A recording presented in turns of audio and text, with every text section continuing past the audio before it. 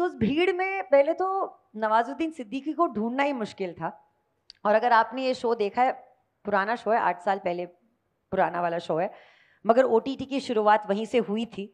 Netflix का सबसे बड़ा शो था ये 8 साल पहले। अब यार उस पूरे शो में मुझे नवाज के साथ प्यार, मोहब्बत और सेक्स करना है, राइट?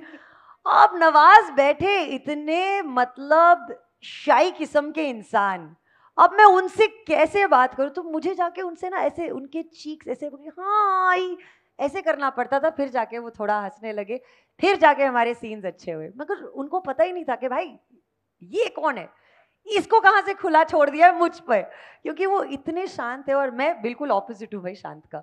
तो उनके साथ काम करके उनसे कितना बहुत कुछ सीखने को मिलता है।